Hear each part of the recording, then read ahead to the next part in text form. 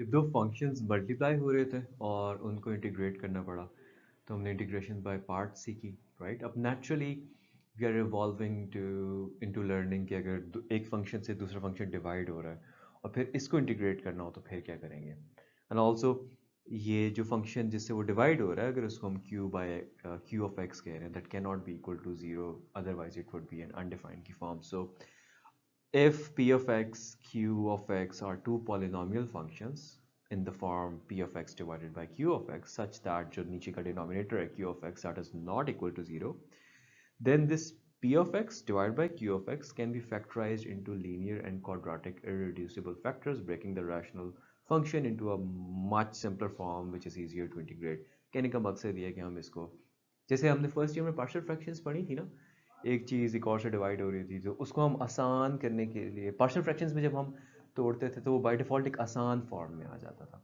तो बेसिकली यही बात कह रहे हैं कि उसको एक उस पार्शियल फ्रैक्शंस की आसान फॉर्म में लेके आएंगे और फिर उसको हम इंटीग्रेट करेंगे। अच्छा, अब यहाँ पे तीन केसेस हो सकते हैं जैसे पार्शियल फ्रैक्शंस में होते थे, अगर फर्स्ट ईयर में आपको याद हो क्या होता था। केस वन होता था कि नीचे नॉन रिपीटेड लीनियर फैक्टर्स आ रहे हो, x plus one into x plus two आ रहा हो, खाली एक्स प्लस वन आ रहा हो, राइट? आप रिपीटेड और नॉन रिपीटेड लीनियर फैक्टर्स आ रहे हो, मतलब नीचे x plus one into x plus to का स्क्वायर आ रहा हो, यानी कि ये क्या बनता है, ये बनता है x plus one into x plus two into x plus to, यानी कि एक लीनियर फैक्टर रिपीट नहीं हो रहा, एक रिपीट हो रहा है। तीसरा ये होता था कि नीचे क्वाड्रेटिक इरेड्यूसिबल क्वाड्रेटिक फैक्टर्स आ जाएं, राइट? अब best way to understand how to deal with each case जो है, that is by solving exercise 3.5 and that is what we are going to do. अच्छा, ये जो है ये एक्सरसाइज 3.5 का क्वेश्चन नंबर 1 है। वही एक P x by Q x वाली फॉर्म है जिसको हमने सिंप्लीफाई करना होगा पार्शियल फ्रैक्शंस में। तीन केसेस होते थे, केस वन के नॉन रिपीटेड लीनियर फैक्टर्स हों, केस टू के repeated and non repeated linear factors नीचे हों, और केस थ्री के एक कोई इररिड्यूसिबल क्वाड्रेटिक फैक्टर भी नीचे आ जाए विद रिपीटेड या non repeated linear factors. Decide करते हैं ये क्या है। एक चीज़ नोट करना यार, ये क्वेश्चन ना जो मेरे पास कौन सी एडिशन है, 2021 से 2022 वाली जो किताबें हैं ना, उनके अंदर ये क्वेश्चन गलत लिखा हुआ है। उसमें यहाँ पे +6 लिखा हुआ है जबकि इट इज़ नॉट +6, इट्स -6। अगर +6 के साथ इसको आप सॉल्व करते हैं तो इट गेट्स वेरी ट्रिकी। हो सकता है तब भी सॉल्व हो सकता है, एंड ट्राई करके देखना, लेकिन एनीवे अब मैं यहाँ पे डिसाइड करता हूँ यार कौन सा केस है। लॉन्ग स्टोरी शॉर्ट, सो 3x+1 के नीचे एक क्वाड्रेटिक फैक्टर तो है, क्या ये रिड्यूसिबल है या नहीं है? Let's see. AC का प्रोडक्ट यहाँ पे -6 आ रहा है, 3 और 2 से मैं -1, बिल्कुल -3 और 2 से -1 भी दरम्यान का बन जाएगा, -6 भी आ जाएगा। सो यस, ये दिस इज रिड्यूसिबल। इसको मैं लिख सकता हूँ 3x+1 x square -3x plus 2x -6। अच्छा, फिर इसमें से x कॉमन, इसमें से 2 कॉमन आ जाएगा, 3x+1 x कॉमन लिया तो x -3 प्लस 2 कॉमन लिया तो x -3, आपके पास फाइनली आएगा 3x+1 divided by x plus 2 x plus 3, x minus 3, my apologies, x minus 3। तो ये अब दो लीनियर फैक्टर्स हैं नॉन रिपीटेड, तो बेसिकली ये केस वन टेक्निकली यहाँ पे बन रहा है, राइट? और हमने FSC पार्ट 1 में इसको सॉल्व करना सीखा था कि अगर इस तरह हो तो हम क्या करते हैं, हम लिख लेते हैं कि this is equal to some a divided by x plus 2, पहला linear factor, plus b divided by the दूसरा linear factor, and it make sense. LCM लेंगे तो नीचे इनका प्रोडक्ट आ जाएगा और a और b अकॉर्डिंगली कुछ आ जाएंगे, a और b हम निकालते हैं।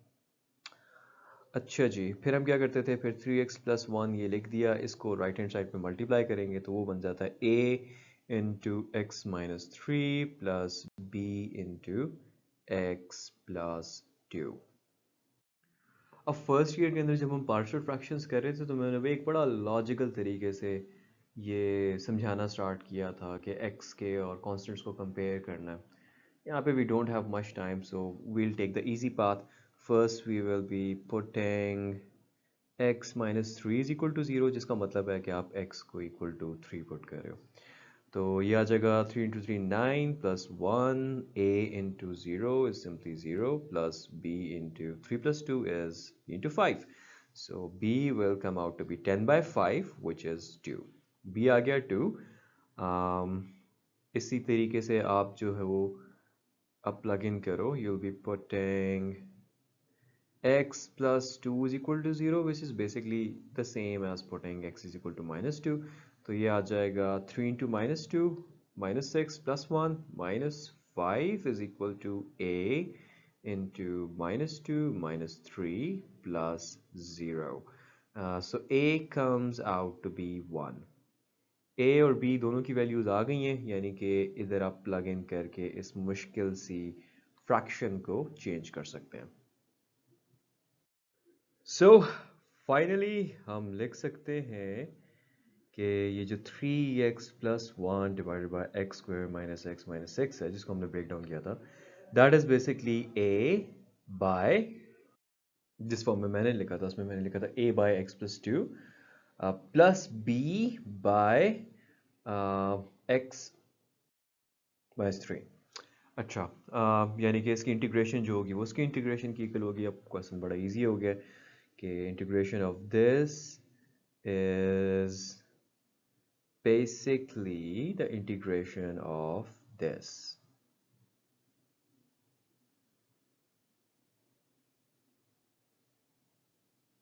अब इसको हम अलग-अलग कर लेते हैं.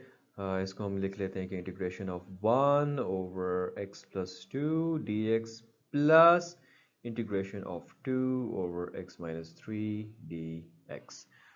I mean, किस चीज़ को डिराइव करने से 1 over x plus 2 आएगा? That's super easy. Log of x plus 2 को अगर हम डिराइव करेंगे तो आ जाएगा 1 over x plus 2 और फिर आगे derivation of x plus 2 1 plus 0 technically 1 होगी. 2 को इधर बाहर ले आते हैं, बाकी पीछे बच जाएगा 1 over x minus 3. अब किस चीज़ को डिराइव करने से 1 over x minus 3 आएगा? log of x minus 3, right? तो इसका आंसर होना चाहिए log of x minus 3. And again जब भी हम इस तरह से इंटीग्रेट करते हैं तो वी से कि एक कांस्टेंट हो सकता है. That right there, friends, is your answer.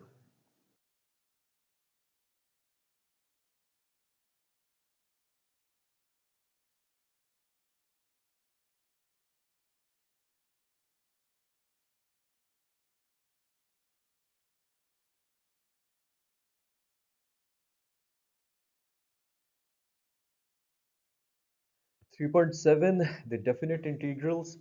So integration within a range, कोई a से लेके b तक, जहाँ पे a और b are lower and upper limits, is basically called definite integration. Okay.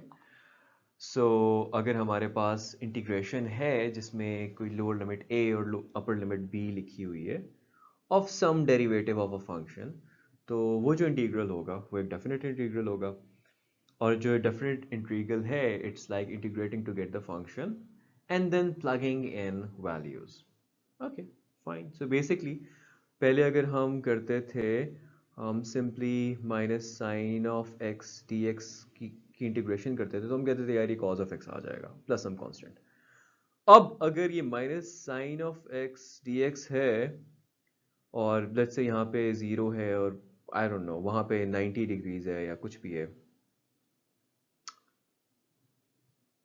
90 कर लेते हैं, चलो 90 डिग्री है. तो अब क्या होगा कि ये जो cos ऑफ x प्लस सी है इसके ऊपर ये अब लिमिट लगा देंगे, राइट? अब ये कैसे लगाएंगे? That I will teach you. वो लगाते आप इस तरीके से हो कि अगेन ये जो कॉम्प्लेक्स फॉर्म आपके सामने आ रही है ना, ये लेट्स से माइनस साइन ऑफ एक्स था, a जो था वो 0 और b 90 डिग्रीज. हमने किया हमारे पास f of x cos of x plus C आ गया, a 0 b 90 डिग्रीज. अब हम करेंगे क्या कि पहले उस cos ऑफ x में 90 डालेंगे, मतलब जो अपर लिमिट है वो डालेंगे, उसमें से माइनस करेंगे the cos at 0, right? So that will give you the answer of that integral. Agar if you say I can solve it for you, I know you, even if you say I won't be able to hear you, so let's solve it for you. Minus sine of x dx, and let's say इसकी limit जो है वो 30 degree से लेके 60, इस तरह lower upper limit. ये answer इसका आ जाना है cos of x plus some constant और नीचे 30 डिग्रीज, ऊपर 60 डिग्रीज। करना क्या है जी, हमने cos ऑफ 60 निकालना है प्लस c, ये जो इधर इस कॉम्प्लेक्सी फॉर्म में लिखा था, minus cos of 30 degrees plus c। इसको अगर आप डायरेक्ट कैलकुलेटर से करना चाहो कर सकते हो। I did it, it comes out to be 1 minus square root 3/2। That's your answer and that's it about definite integrals के इंटीग्रेशन करके अपर लिमिट डालो, माइनस कर दो उसमें से लोअर लिमिट डाल के। याद करो मैंने आपको शुरू में बताया था कि डेरिवेटिव को तो बड़ा आसानी से हम समझ सकते हैं कि यार वो change in one thing divide by changing another thing करता है, और वो आपको बेसिकली ढलवान स्लोप दे देता है किसी भी ग्राफ की किसी भी पॉइंट पे। दोबारा डेरिवेटिव लो ये भी बता देता है कि ये स्लोप आगे बढ़ेगा या कम होगा, rate of change of the slope क्या है। लेकिन इंटीग्रेशन की उस तरह से समझ नहीं आती होती है। दिस इज डेफिनेट इंटीग्रल बड़ा जबरदस्त एक मजे का काम करता है, और वो पता क्या करता है। लेट्स से आपके पास कोई फंक्शन एफ ऑफ एक्स है, ठीक है, और उसको आपने प्लॉट किया कोऑर्डिनेट प्लेन पे, तो आपके पास इस तरह की कोई एक लाइन बन गई। अब अगर आप किसी पॉइंट ए से, मतलब किसी लोअर वैल्यू लोअर लिमिट ए से किसी अपर लिमिट बी तक इसको इंटीग्रेट करोगे, तो होगा ये कि आपको इस लाइन के अंदर जो एफ ऑफ एक्स का ग्राफ था उसके नीचे का एरिया पता चल जाएगा, एक्स एक्सिस के दरमियान और उसके नीचे का एरिया, जिसकी राइट साइड पे और लेफ्ट साइड पे अपर और लोअर लिमिट्स हैं। So this is what a definite integral does, this is how integration can help you imagine the application, right.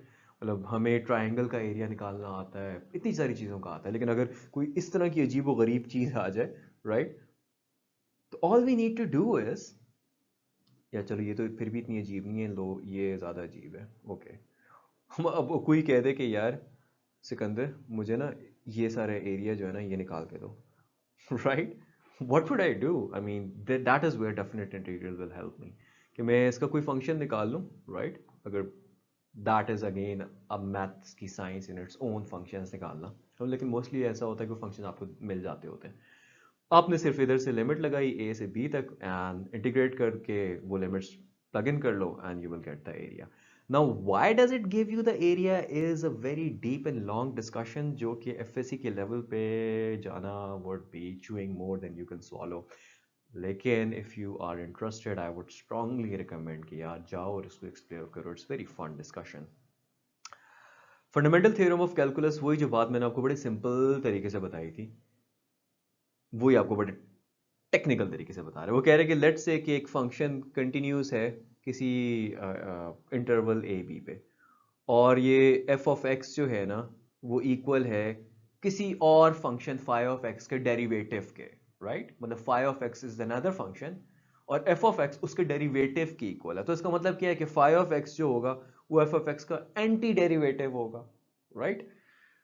तो आगे यही कह रहे हैं कि एफ ऑफ एक्स को जब हम इंटीग्रेट करेंगे तो हम इस तरह से लिख सकते हैं। अब ये वही वाली बात है कि minus sine of x d x, a b लगाई हुई है, माइनस साइन ऑफ एक्स का एंटी डेरिवेटिव क्या है, कॉज ऑफ एक्स है, जिसको उन्होंने ऊपर ऊपर फाई ऑफ समथिंग कहा हुआ है, तो कॉज ऑफ एक्स है, और उस पर जब हम ए बी लिमिट लगा रहे हैं तो ये cos of B minus cos of A, phi of B minus phi of A आ रहा है। नो रॉकेट साइंस, बस एक्सप्लेन इस तरीके से किया हुआ है कि it looks little tricky.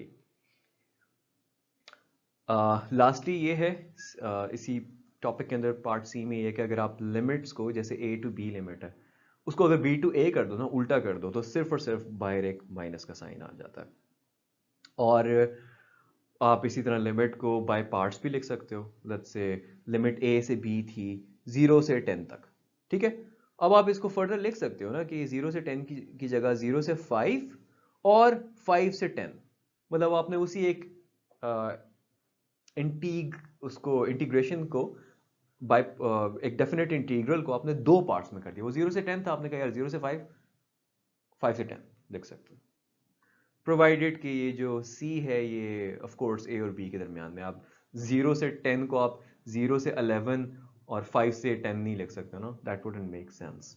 So anyway it's super easy कि अगर ये 7 से 8 तक है तो आप इसको 7 से 7.5 और फिर 7.5 से 8 लिख सकते हो, 7 से 8 वाला कवर हो जाएगा।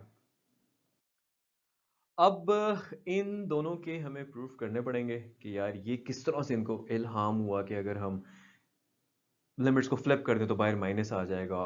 अच्छा चलो ये काउंटिंग में तो तुक बनता है कि अगर 1 से 3 तक आप जा रहे हो तो that is the same as 1 से 2 तक जाना और फिर 2 से 3 तक जाना। लेकिन इंटीग्रेशन में ये कैसे किया है? Let's do that.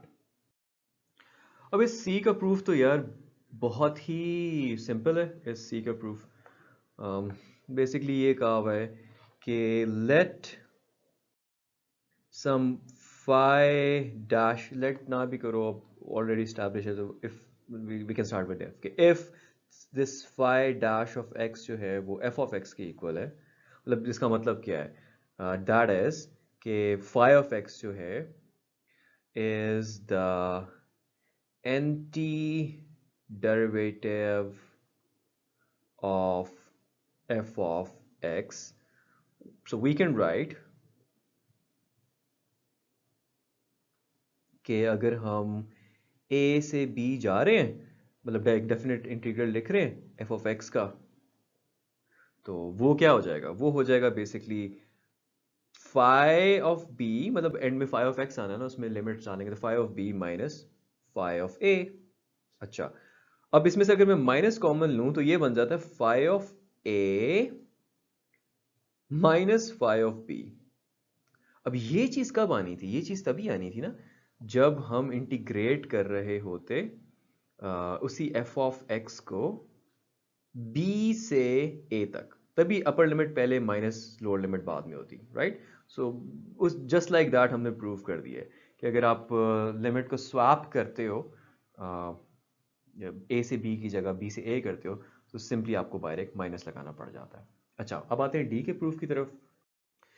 डी के अंदर भी यार पहली चीज़ वही है। अगर हम कहेंगे यार अगर कोई फाई, मतलब कोई फाई ऑफ एक्स है, उसका डेरिवेटिव जो है वो एफ ऑफ एक्स की इक्वल है, तो इसका मतलब है फाई ऑफ एक्स जो है that basically means that is कि फाई ऑफ एक्स जो है itself is the anti derivative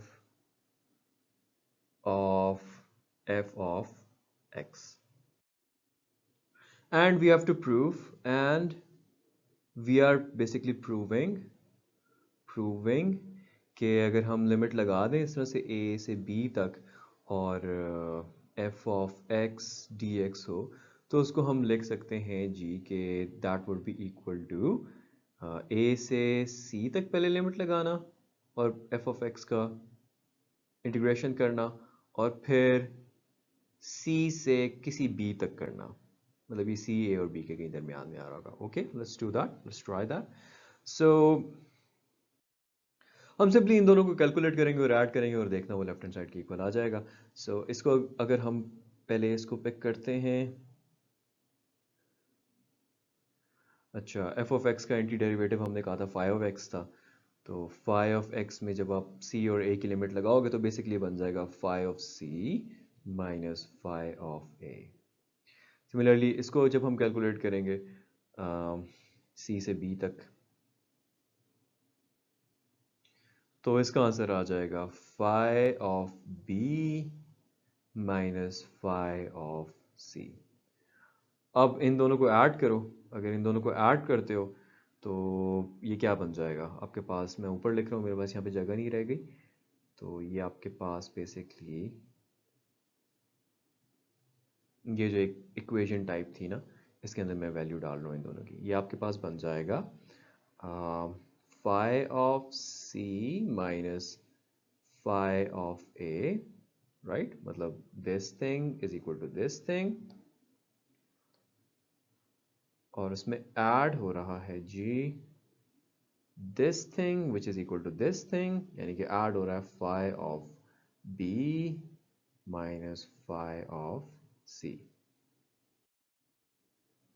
जिसके अंदर ये दोनों हो गए कैंसिल, पीछे रह गया आपका phi of b minus phi of a, यानी कि ये जो चीज़ हमने तोड़ी थी वो अल्टीमेटली ये चीज़ आ रही है, और ये चीज़ जो है इक्वल टू क्या है? That is integration of that f of x with upper and lower limits of a and b. There you go. पता चल गया कि हम इसको ऐसे देख सकते हैं, क्योंकि हमने उसको जब करके ऐड करके देखा तो वही वाला इंटीग्रल आ रहा था जो लेफ्ट हैंड साइड पे था।